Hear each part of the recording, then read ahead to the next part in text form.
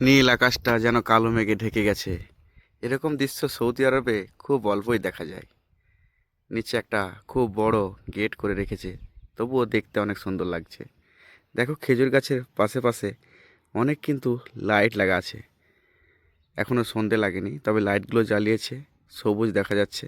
তো গাছের মাঝে যদি এরকম করে বেড়ি দিয়ে সবুজ লাইটগুলো লাগানো হয়, যে বন্ধ করে দিলে আবার জ্বালালো, খুবই দেখতে সুন্দর লাগে। গেটটা এমনিতেই তো দেখতে অনেক সুন্দর। আর নীল আকাশের মধ্যে সাদা মেঘে যখন ঢেকে যায়, তখন আমাদের দেশের কথা খুবই মনে পড়ে। আমাদের দেশে তো দেখাই যায় এরকম দৃশ্য, কিন্তু সৌদি আরবে দেখতে পাওয়া যায় না এরকম। এখন শীতকাল এসেছে, তাই সৌদি আরবে সাদা মেঘগুলো ঘুরে বেড়াচ্ছে। বলা যায় না কখন কোন টাইমে পানি হয়ে যাবে। এদিক দিয়ে যতই তাকাই না কেন, শুধু মরুভূমি দেখা যাচ্ছে। বড় বড় মরুভূমির পাহাড় দেখা যাচ্ছে। একটু পাহাড় থেকে নেমে আসলেই সৌদির বাড়ির অগণিত গাছ দেখা যায়।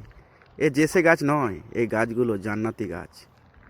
জেসে গাছ সৌদি আরবে হয় না, তবে খেজুর গাছ প্রচুর পরিমাণ আছে, আর খেজুর গাছকেই জান্নাতি গাছ বলা হয়। উপরান্ত দিয়ে রয়েছে মস্ত বড় এক বালির পাহাড়। এই বালির পাহাড়ে ক্যামেরার মাধ্যমে না দেখা গেলেও প্রচুর পরিমাণে শীতকালে গাড়ি ঘোড়া আসে। তারা এক জায়গাতে বসে থাকে এই বালির পাহাড়েই। যেখানেই মানুষ থাকবে সেখানেই তো গাছপালা থাকবে, সেটাই তো স্বাভাবিক। তবে সৌদি আরবে পানির সংকটের মধ্যেও কত গাছ এখানে হয়েছে। দেখো নিচে দিয়ে প্রচুর পরিমাণ ঘাসও জন্মেছে। সৌদি আরব সে সৌদি আরব আর নেই যে শুধুই ধুধু মরুভূমি, গাছপালা তো থাকবেই না, এমনকি কোনো ঘাসপালাও বেরোবে না। এরকম গাছপালা অগণিত হয়ে গেছে সৌদি আরবে।